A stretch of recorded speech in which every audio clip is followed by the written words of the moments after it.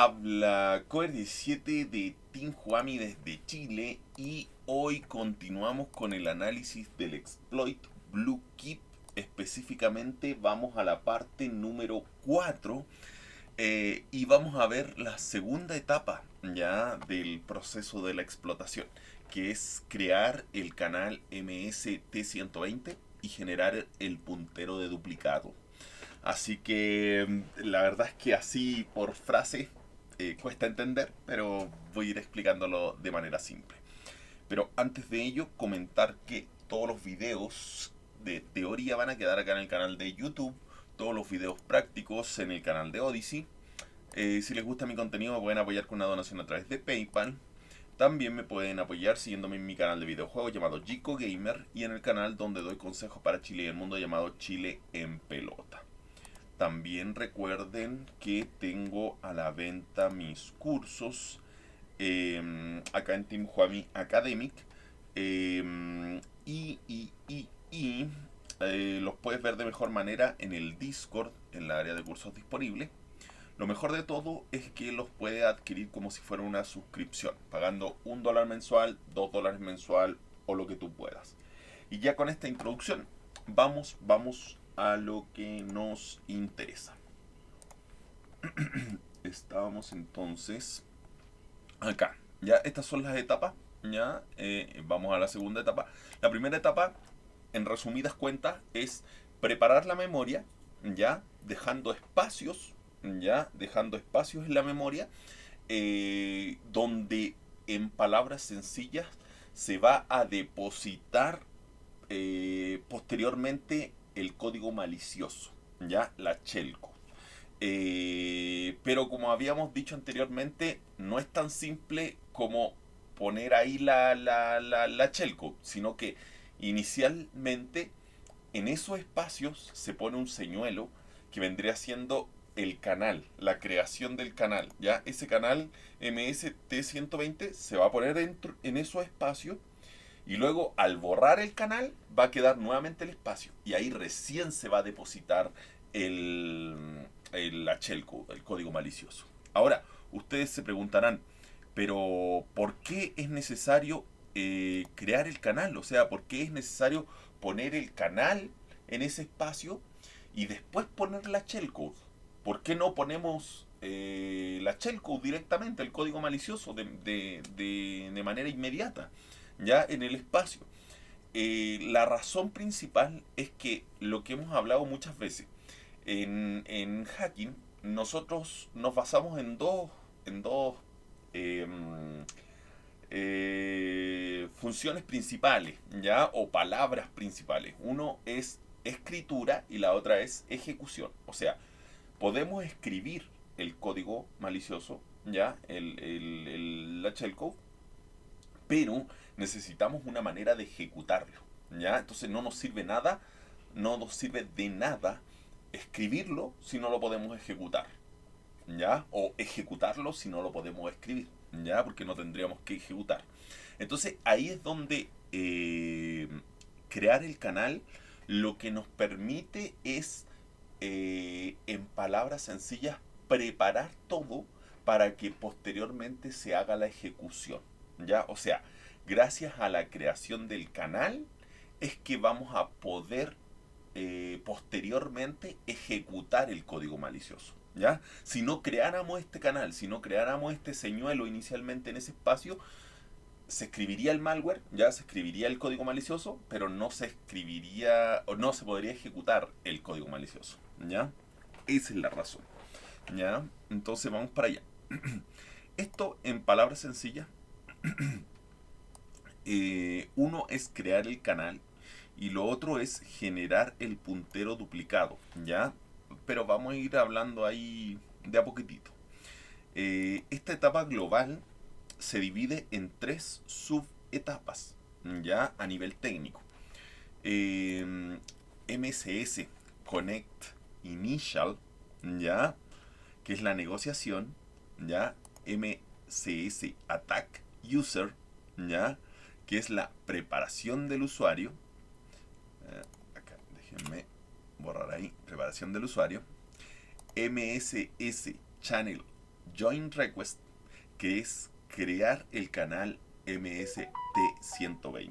¿Ya? Entonces, una cosa a nivel técnico, es importante considerar que si nosotros lo vemos de manera simple, ejemplo, eh, cocinar un huevo, nosotros podríamos decir cocinar un huevo consiste de una tarea, ¿ya? Que es cocinar el huevo, ¿ya? Esa es la tarea, ¿ya? Pero esa tarea nosotros la podemos dividir en subtareas. Ejemplo, primero, sacar el huevo, ¿ya? Después, romper el huevo. Después, depositar el contenido del huevo en el sartén, echarle aceite. Entonces, si se dan cuenta, una tarea puede dividirse en múltiples subtareas, ¿ya? Y es lo mismo acá. En palabras simples, esto es crear un canal. Así de simple. Esto es crear un canal. Pero para crear el canal ocurren tres subetapas. Negociación, preparación del usuario y luego la creación del canal como tal. ¿Ya? Que eso es a nivel técnico. Una cosa que hay que entender es que el RDP, o Servicio de Escritorio Remoto, funciona con un, esto es importante, con un Channel Pointer Table, ¿ya? O sea, una tabla de punteros de canal, ¿ya? O como habíamos hablado anteriormente, como un índice en el que diga, se creó el canal 1, se creó el canal 2, se creó el canal 3, ya, y así tenemos una lista de canales. Ya, se podría decir que es algo así. Que podríamos decir que es una tabla o base de datos donde se almacenen una serie de variables que usará RDP en su ejecución. ¿Ya? A cada una de estas variables se les conoce como slot. ¿Ya? A cada una de esas variables que van a ser utilizadas. Si ven acá, aquí vamos a ir con esta división de las tres etapas. ¿Ya? Vamos a ir con el paso 1, paso 2, ¿ya? Y el paso 3 en realidad más bien dicho, el paso 1 involucra tanto el initial como la confirmación, ¿ya? Y después ya viene la creación del canal, ¿ya? Finalmente. Entonces podríamos decir que el paso 1 involucra estas dos etapas, ¿ya? Que quede claro ese detallito. Vamos para acá. Dice, paso 1, el Connect Initial, ¿ya? Dice, el servidor crea el canal MST120 interno, ¿ya? Que, sería el slot 0x1f, ¿ya? Que en realidad en este caso le estamos dando valores así imaginarios, ¿ya? Para que tengan una idea, un ejemplo, que vendría siendo la variable principal que almacena la dirección del objeto canal. ¿Ya? En palabras sencillas, se crea el canal y cuando se crea el canal se le indica un puntero, ¿ya? Que indica la dirección de donde está almacenado ese canal. En palabras más simples. En la memoria, ya se dice, en este espacio de memoria, ya se va a tener ese canal, ya se va a almacenar ese canal. Entonces, si se almacena en ese espacio, nosotros vamos a establecer un slot, ya un puntero, ya un puntero que guarda una dirección de memoria que apunta a ese canal. Entonces, si es que quisiéramos saber en palabras simples dónde está ese canal, seguimos el puntero. El puntero dice que la dirección de memoria apunta acá, a este espacio. Entonces, en este espacio sabemos que está el canal, ¿ya? Y se le llama objeto canal, ¿ya? En palabras sencillas porque, ejemplo, si se crean varios canales, el canal 1 sería un objeto, el canal 2 sería otro objeto, del mismo tipo canal, ¿ya? Pero sería otro canal, ¿ya? Entonces, canal 1, un objeto, canal 2, otro objeto, canal 3, otro objeto, así, ¿ya? Entonces, si se dan cuenta, al crear un canal específico, se crea directamente un puntero de memoria, de dirección de memoria, que apunta a el espacio de memoria donde está almacenado ese canal. ¿Ya? Palabras simples. El paso 2, en palabras simples, no es necesario para el funcionamiento normal, ¿ya? Pero sí nos sirve para la explotación, ¿ya? Miren, es que lo que pasa es que esto a nivel técnico es más complejo. Eh, pero miren, el, nosotros cuando, miren, voy a aclarar acá un error que cometí. Cuando nosotros hablamos de crear un canal, hablamos de que ocurren estas tres subetapas, ¿ya? Creo que no es necesario que las haya puesto ahí, ¿ya? Porque en el fondo vamos a hablar de crear el canal nomás, como tal, ¿ya? Crear el canal, ¿qué sería esto? Crear el canal, ¿ya? Y acá lo que hicimos fue crear el canal, ¿ya? Ahora, el segundo paso para que ocurra la explotación es generar el puntero duplicado, ¿ya?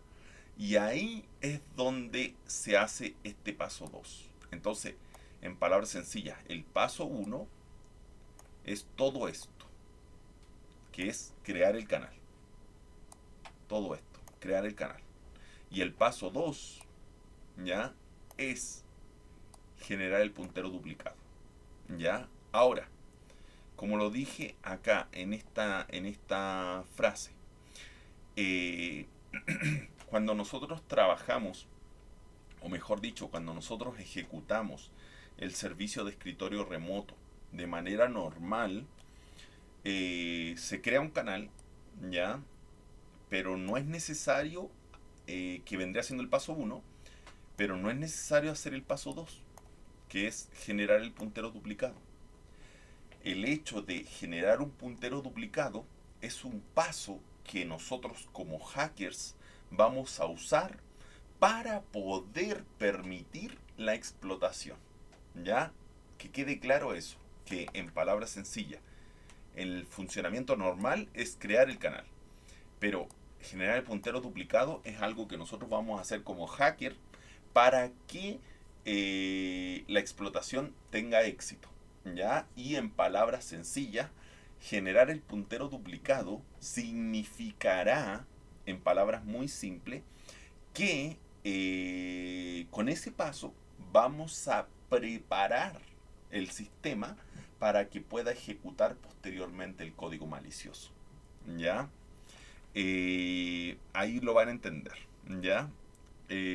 Consiste, este segundo paso de generar el puntero duplicado, consiste en crear una variable duplicada que también apuntará al mismo objeto, ¿ya? Aquí hay una cosa que es súper importante. ¿Por qué?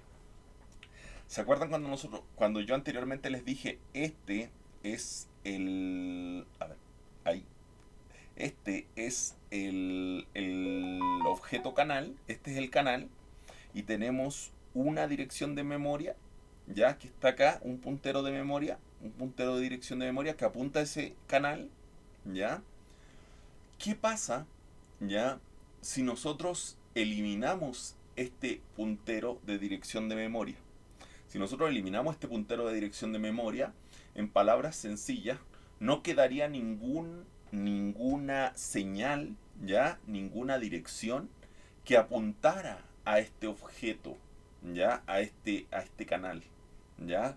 Por lo tanto, se desaparecería todo el rastro de dirección de cómo llegar a ese canal, a esa dirección de memoria, ¿ya? Entonces, por eso que lo que se hace es generar un puntero duplicado, que significa generar dos punteros, ya, el original y un duplicado, ya, un puntero de dirección de memoria duplicado, para que los dos apunten a ese mismo canal, a esa misma dirección de memoria, ¿ya? Entonces, ¿qué va a pasar con eso?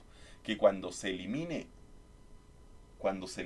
un puntero de dirección de memoria, igual va a quedar el segundo.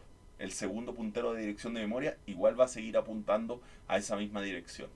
Entonces, en palabras sencillas, nosotros eso es lo que vamos a usar y eso es lo que hemos hablado anteriormente del UAF o Use After Free, usar después de liberar. ¿Y qué es lo que usamos después de liberar? Porque en palabras sencillas se va a eliminar, miren, cuando se crea el canal MST120, para ir yendo un poquitito más atrás, cierto que preparamos la memoria y quedaron espacios de 784 bytes. Cuando creamos el canal, ya, que es la primera etapa, paso 1, cuando creamos el canal, que es todo eso, esos 170 bytes más algunos otros se van a depositar en alguno de estos huecos, en alguno de estos espacios, ¿ya? Y se depositan esos 170 bytes del canal MST120, ¿ya? Y se va a establecer este puntero de dirección de memoria, ¿ya? En el Channel Pointer Table, ¿ya? De tal manera que tenemos tenemos en uno de esos espacios, en uno de esos huecos, almacenado el canal MST120 y tenemos un puntero de dirección de memoria que apunta a esta dirección de memoria, donde está el canal, ¿ya? Pero con el paso 2 creamos un segundo, ¿ya? Un segundo puntero. Entonces ahora van a ver dos punteros apuntando al mismo objeto. ¿Para qué? Para que cuando eliminemos el canal, cuando eliminemos el contenido que está almacenado acá del canal, se elimina esto, así que va a quedar un espacio vacío, se va a eliminar el contenido de memoria del canal, se va a eliminar uno de los punteros, pero va a quedar otro puntero apuntando hasta esa dirección de memoria. Luego, en ese espacio almacenamos el código malicioso y gracias a que nos quedó un puntero de memoria, ese hace que ejecute el código malicioso. Y voilà. De verdad que cuando yo vi eso dije, me lleva el mismísimo puto diablo, no puedo creer cómo tienen tanta imaginación para poder llegar a sacar esas conclusiones. De verdad que es maravilloso cómo tener tanta imaginación para poder elaborar un proceso que a simple vista puede parecer muy simple, ¿ya? Pero en palabras técnicas es bastante complejo de llegar a notarlo, a comprenderlo, ¿ya? Entonces ahí vamos a ir hablando acerca de ello. Por eso, y ahí hablando acerca de ello, por eso se llama UAF o Use After Free, porque en palabras sencillas dice usar después de liberar. ¿Qué es lo que se usa? Lo que se usa es el segundo puntero. El segundo puntero es lo que se usa, ¿ya?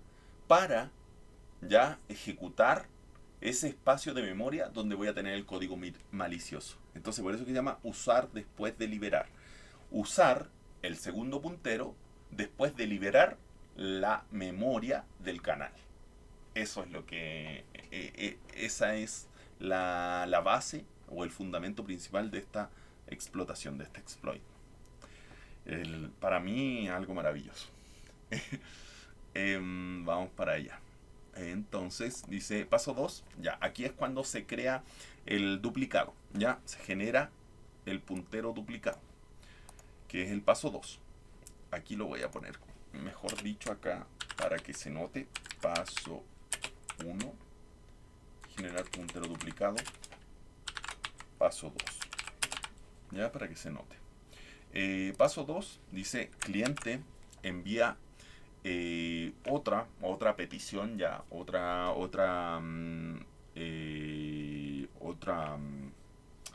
como otra señal, otra petición, otro paquete, envía al servicio de escritorio remoto y le dice esto, le envía el MSS Channel Join Request, ¿ya?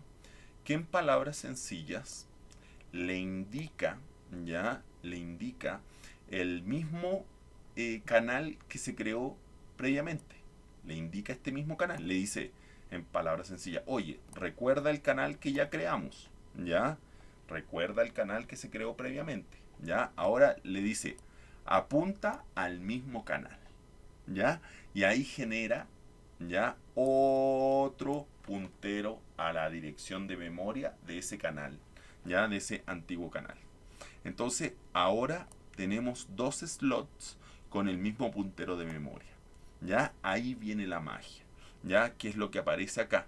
El 0x02, ¿ya? Apunta al canal, miren, acá, el 0x1f apunta al canal de o sea, al canal MST120, y el 0x02, que vendría siendo otra dirección de memoria, también apunta al MST120. Entonces ya tenemos dos punteros hacia la misma dirección de memoria, hacia el mismo canal, ¿ya? Por lo tanto, posteriormente vamos a poder eliminar uno y utilizar el otro. Vamos para allá. Ahora vamos con la tercera etapa. Por lo menos esta etapa ya era más cortita. Eh, ya. Entonces, el tercer paso, la tercera etapa, sería el trigger UAF, ¿ya? Del Use After Free, que es el PDU MST120 mal formado, ¿ya? Esto es lo que nosotros hablábamos anteriormente de enviar un paquete que es el paquete malicioso, ¿ya? Esto ya vendría siendo, en palabras sencillas, el paquete malicioso, porque es un paquete que no tiene la forma normal, ya que no tiene la estructura normal, es malicioso. ¿Qué es lo que va a hacer este paquete? En palabras sencillas, va a ejecutar el use after free, ya, que es liberar la memoria del canal, ya. Entonces dice liberar uno de los punteros al canal, ya, como les decía anteriormente. Después de crear el canal, lo que se hace es enviar este paquete para que se elimine el canal, para que se libere la memoria del canal, ¿ya? Y se elimine un puntero de dirección de memoria al canal y quede el otro puntero vivo. El otro puntero, como se le llama acá, que lo van a escuchar muchas veces, puntero colgante, que es un puntero que todavía está vivo y que todavía se puede utilizar, ¿ya? Vamos allá. Sería... Pensé que mi computador parece que le dio la locura. Acá está, este de acá, ¿ya? Si se dan cuenta, este es muy cortito. Dice, el trigger, ¿ya? Que trigger es como un disparador, ¿ya? Es como dar una alerta, ¿ya? Es como cuando apretas un interruptor, ¿ya? El trigger vendría siendo como un interruptor. Es como, yo aprieto el interruptor y explota la bomba, ¿ya? A eso se a eso se denomina más o menos al trigger, ya un disparador, ya un interruptor que va a activar, en este caso, el UAF. Dice, el trigger es un Disconnect Provider Indication, PDU, ¿ya? O sea, a nivel técnico, ese es ¿cómo se llama? El PDU que se va a enviar, ¿ya? Y que dice enviado al canal MST120 que ya se creó, ¿ya? Que lo que hace ya esta petición es forzar el free, la liberación prematura del channel object, del canal o del objeto canal, ¿ya? Del canal que creamos, ¿ya? Dejando el puntero colgante en el slot 0x02, porque acuérdense que tenemos dos punteros, el 0x1f, que apunta a ese canal y el 0x02 que apunta al mismo canal. Entonces se va a liberar el espacio ya de memoria que ocupa el canal MST120, y además, en vez de eliminarse los dos punteros, estos dos punteros, solamente se va a eliminar el puntero original, el primer puntero creado. Pero el segundo puntero, que es el que está acá, este segundo puntero va a quedar como un puntero colgante, porque no va a ser eliminado, ¿ya? O sea, que libera el slot 0x1f, sin embargo el slot 0x02 aún conserva el puntero al canal que ha sido eliminado. ¡Voilà! ¿Ya? Si se dan cuenta, y lo vemos con el ejemplo anterior de los autos y las bombas, ¿ya? Cierto que en los espacios se ponían vehículos señuelos, ¿ya? Para ocupar los espacios, y al momento de que venía la víctima, salen los señuelos para que la víctima se estacione, ¿ya? En esos espacios, en uno de esos espacios, ya se creó el canal, ya se estacionó el canal, ya se estacionó el canal MST120. Se crearon en ese espacio donde se creó el canal, se crearon dos punteros de memoria. De esos dos punteros de memoria, primero se liberó este espacio de memoria, quedando un hueco, quedando un espacio, ¿ya? Y además se eliminó un puntero de memoria. Y quedó otro puntero apuntando a ese mismo espacio, pero que está vacío, ¿ya? Ahora, tenemos las dos cosas, ¿ya? Los dos elementos principales. Uno, el espacio vacío donde se puede almacenar el código malicioso, shellcode, y por el otro lado tenemos el puntero colgante que va a poder ejecutar ese código malicioso. Voilà. El paso 3, ¿ya? Que sería este. Aquí está, paso 3. Paso 3. Dice. Acá está. El Trigger Disconnect PDU. Free. ¿Ya? Slot 0x1f. ¿Ya? Entonces, dice que el 0x1f, ¿ya? Está libre, ¿ya? Es un hueco, o sea que, en palabras sencillas, el 0x1f, ¿ya? Donde estaba el puntero hacia el canal, ¿ya? Hacia el canal MST120, ahora ya se eliminó, ¿ya? Este puntero se eliminó, pero el otro puntero sigue estando vivo. Puntero al canal que no existe. ¿Ven? Entonces, ahí es donde ocurre el use after free. ¿Por qué? Se liberó la memoria que ocupaba el canal, ¿ya? Pero aún quedó un puntero colgante hacia ese espacio, ¿ya? A ese canal que no existe ya. ¿Ya? Que está vacío ese espacio y que es donde vamos a almacenar el código malicioso. Ahora vamos al siguiente, RDPDR. Vamos para acá. Esta es la cuarta etapa, ¿ya? El RDPDR, Client Name Request, que eso lo habíamos visto anteriormente, si no me equivoco. Client Name Request. No habíamos visto el Client Name Request. El que habíamos visto anteriormente era el Refresh Rect. No, ahora vamos a ver el Client Name Request, ¿ya? Pero ahí se lo voy a ir explicando. Acá está. La primera pregunta es, ¿qué es RDPDR? Miren, acá lo más importante es RDP. RDP es escritorio remoto, ¿ya? Entonces, ¿qué es el RDP-DR? En palabras simples, es un escritorio remoto. En palabras simples, en un escritorio remoto, ¿ya? No solo hay una conexión de mouse y teclado, ¿ya? Eso es súper importante, ¿ya?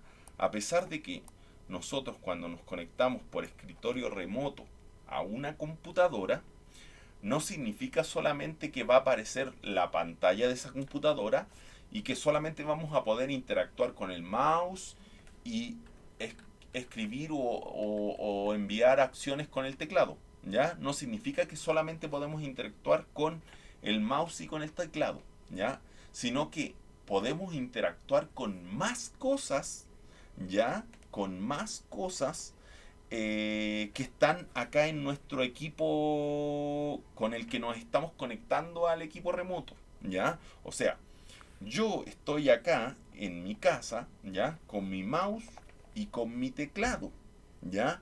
Y me estoy conectando al equipo remoto, ¿ya?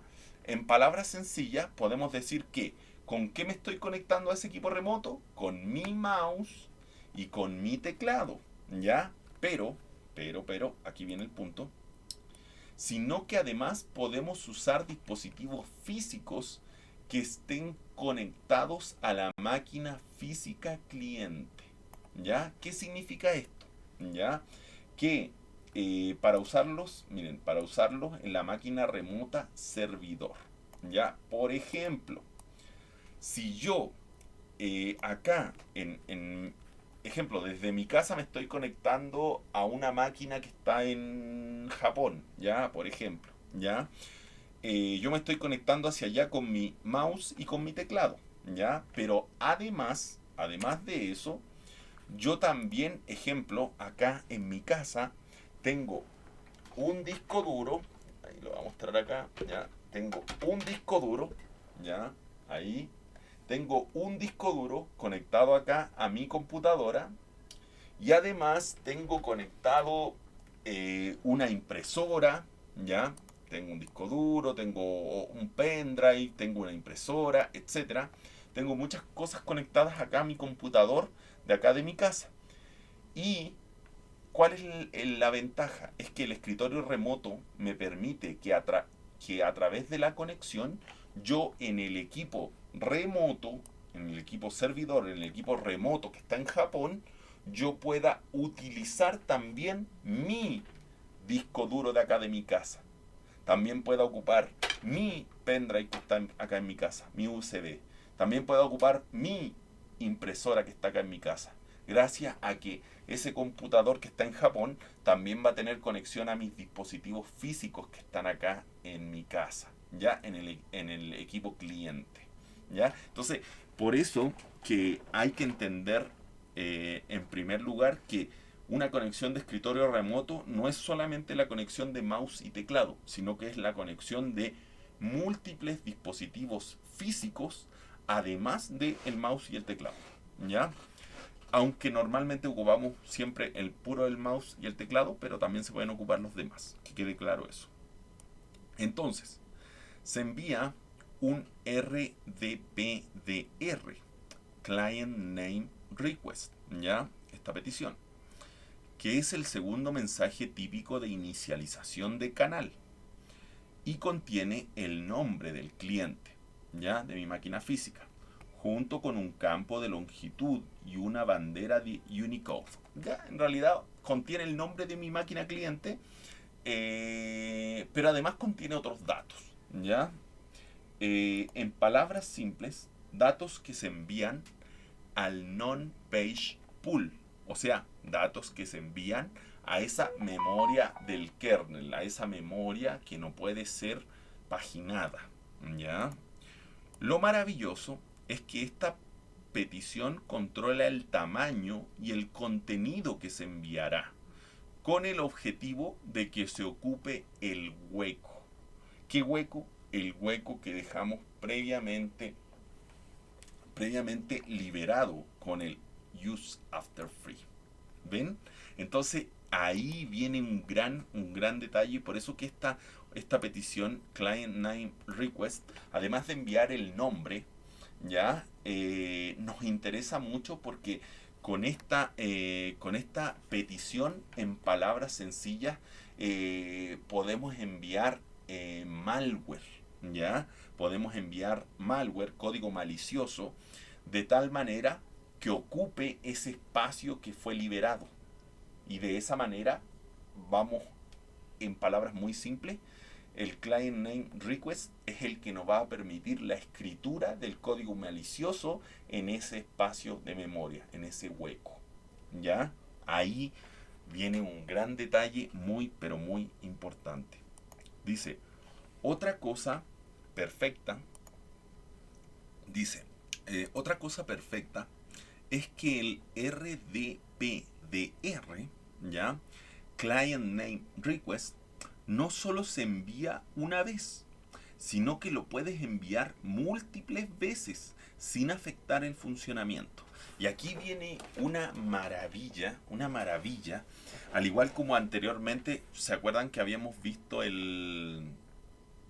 ¿cómo se llama? El spray initial, que lo hacíamos con el PDU refresh rect, que en palabras sencillas pedía 255 rectángulos, ¿ya? En palabras sencillas hacían 255 peticiones, entonces, y bombardeábamos y hacíamos un montón de espacio, ¿ya? Que generando estos 80 huecos. ¿Dónde están los 80 huecos que se me perdieron? Acá está, generando estos 80 huecos, enviando 200 refresh, ¿ya?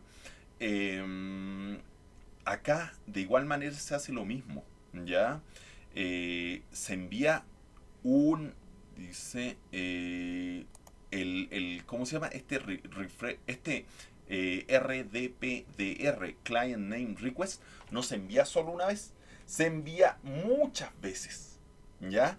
Y el sistema no lo detecta como algo malo, ni lo detecta como algo malicioso, ¿ya? Sino que lo acepta como algo normal, ¿ya? No altera el funcionamiento, ¿ya? Ahí es donde hacemos cosas que pueden pasar desapercibidas, ¿ya?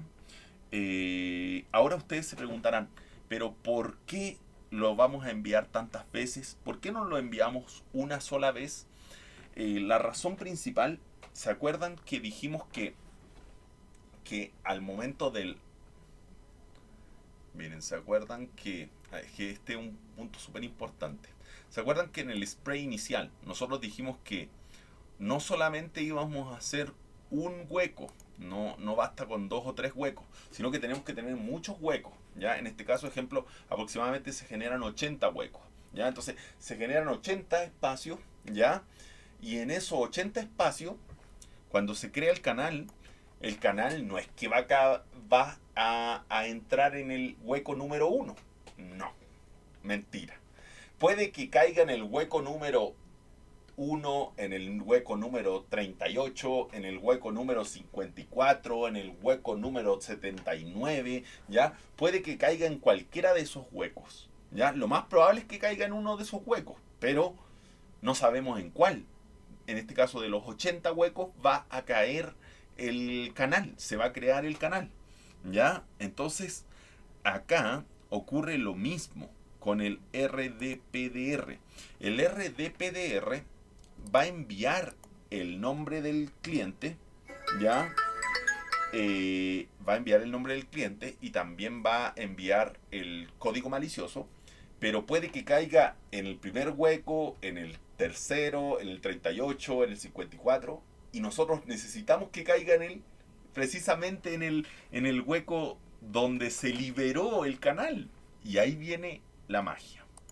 Entonces, como les decía, aquí viene la magia porque en palabras sencillas nosotros vamos a bombardear, ¿ya?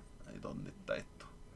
Se envía una vez, se envía múltiples veces. Nosotros vamos a bombardear enviando el malware muchas veces, ¿ya? Entonces, ¿para qué lo enviamos múltiples veces?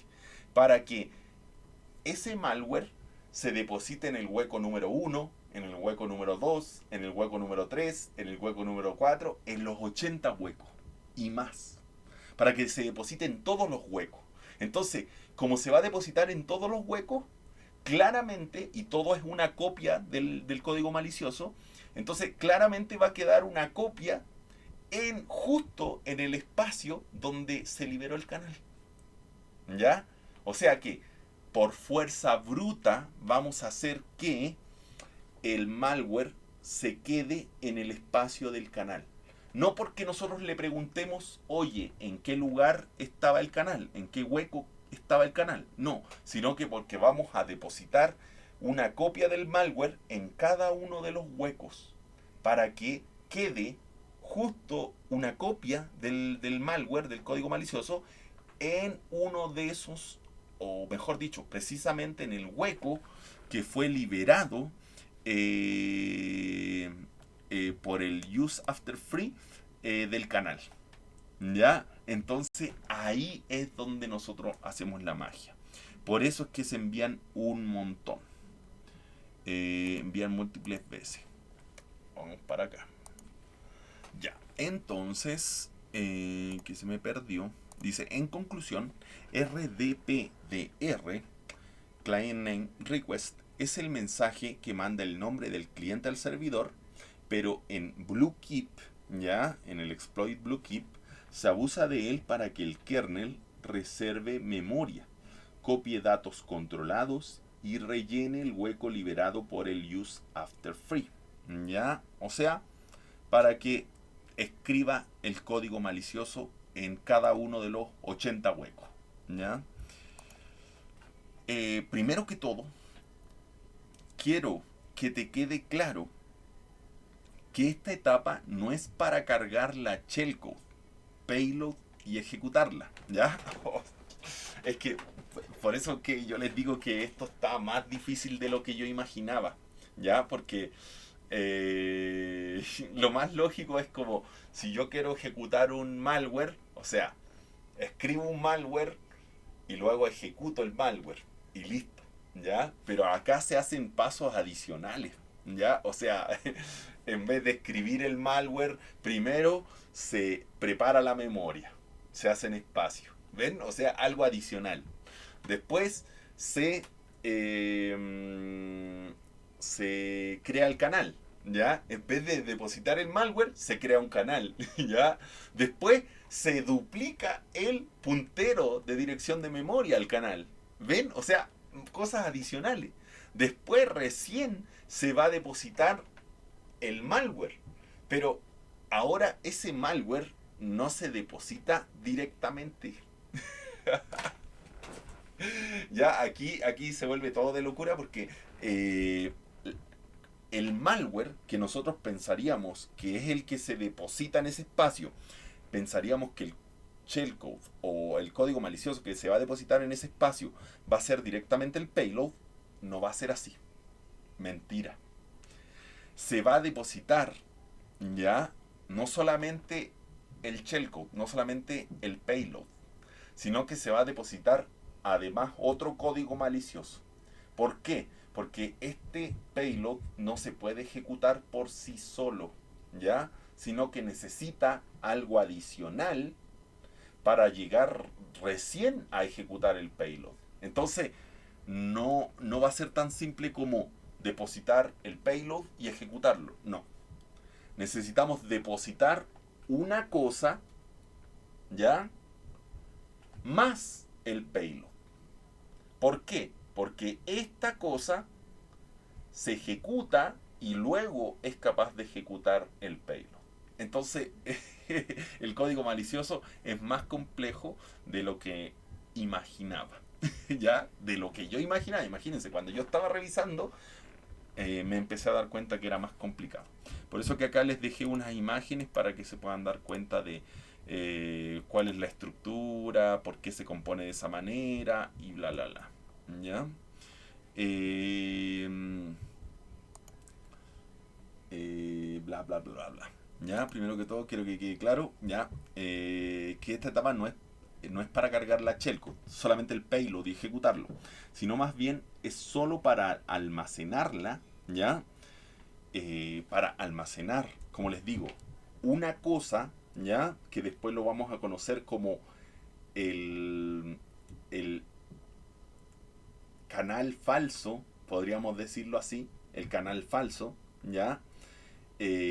O también es conocida como la falsa estructura de canal, o el canal falso, o el fake channel. Entonces va a tener este fake channel, este canal falso, más el payload. ¿Por qué? Porque el canal falso va a hacer que se ejecute el payload. ¿ya? Entonces por eso les digo que es un poquitito más complejo de lo que se imaginaba o de lo que yo imaginaba también. Eh, Otro detalle es también entender que los datos que se deben enviar en el RDPDR, Client Name Request, deben tener una estructura válida. Pero la magia es que contendrán una conexión puntero a la shellcode que almacenemos. Eso lo van a entender posteriormente, ¿ya? Pero sí, lo importante es comprender que cuando se envía el RDPDR Client Name Request, que en palabras sencillas, pero muy sencillas, contiene el nombre del cliente, más el código malicioso, ¿ya? Es importante comprender que esto debe estar en una estructura, ¿ya?